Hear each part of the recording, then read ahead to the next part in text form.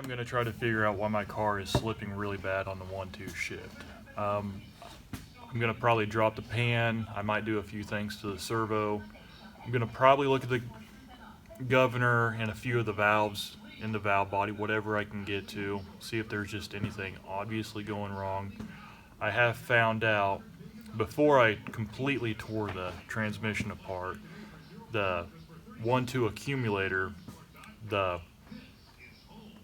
gasket in it, or the seal, was completely bad, so I could see how that would have been a problem with oil bypassing it. I do have some instructions here. This is just from these are from Transgo's, blue box and then the green box. I'm just going to use these as a reference point, see if they'll have any benefit at all. So I'm going to go ahead and get started. Here's also a gauge I'll probably plug in. I've had this for a little while. I just have never plugged it in. So yeah, I'm going to get started. And by all means, I'm not a transmission expert. I just am trying to figure out how to do my own transmission work. So this could be a complete failure. So here's the governor assembly right here.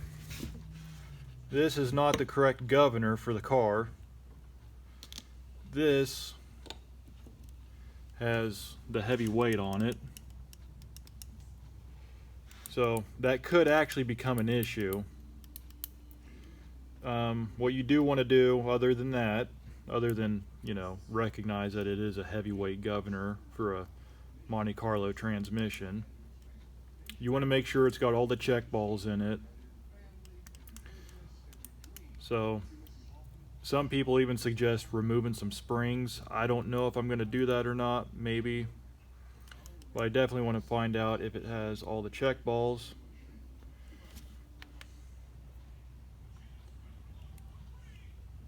Yeah, I see that one.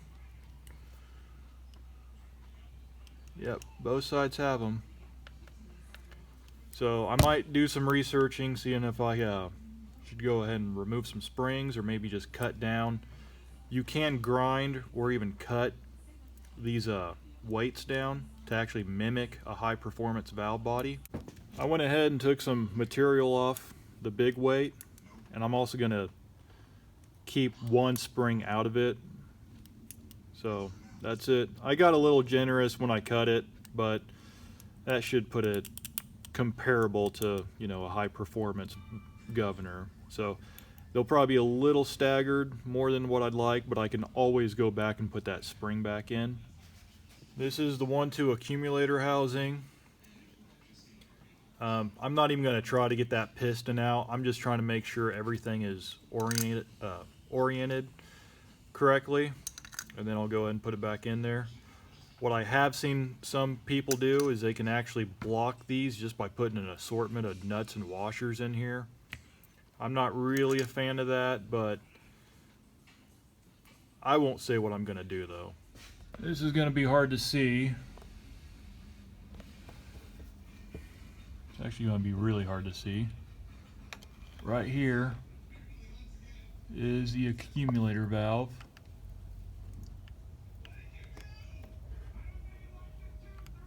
You probably can't see it, but it is moving, so it's not sticking. But what I'm going to probably do is end up removing the valve body anyways, and making sure everything is moving freely. Here's an accumulator valve. It was in correctly. This spring was in it. I'm going to go ahead and switch it out with this one. And then I'll probably move on to the servo next, see what I want to do with that. Okay. Oh shit. Right here is the anchor pin for the band. I'm not any under impression that it's not engaged to the band. If anything, you're not going to be able to see it. Might be able to barely see it, but if anything, that band looks like it's really tied up in there. So I'll probably end up dropping the transmission at some point. This is how I'm getting the servo out. It's a lot easier to do it without the valve body in. I got the screwdriver up there to help kind of keep the band in place. And then it's probably about ready to just take the snap ring off. So this is Transgo's servo.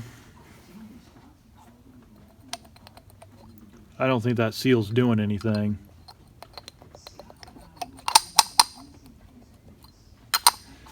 So probably not going to use that one. This is the original servo.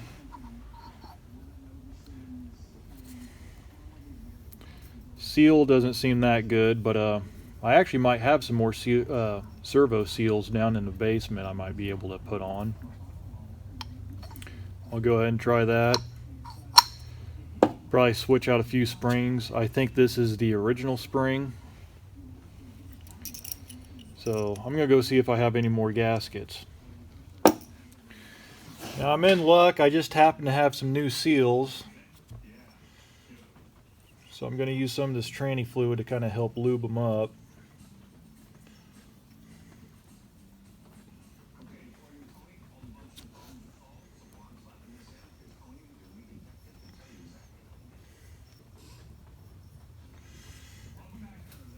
And then I'm gonna assume that orifice tube still needs to be at the 12 o'clock position. Orifice hole. Did I call that a tube? Anyways.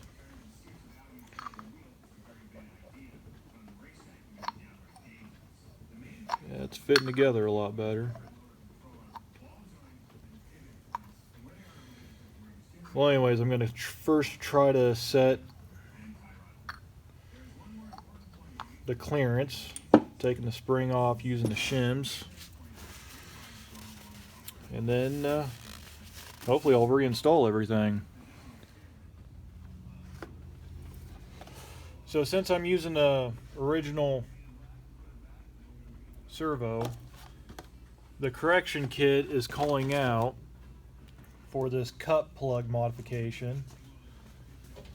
So I'm going to go ahead and do that after I get a battery.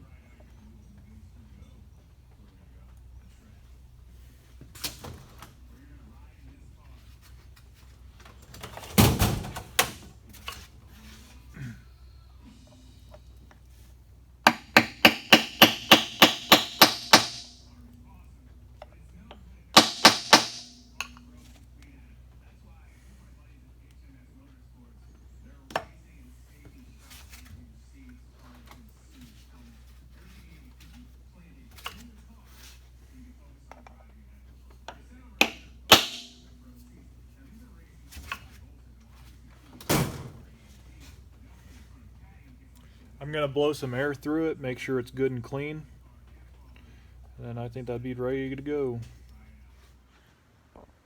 So the car's still missing second gear. I give up. I'm going to put the original transmission that does work, this one right here. I'm going to put that one back in. Great. Fucking awesome.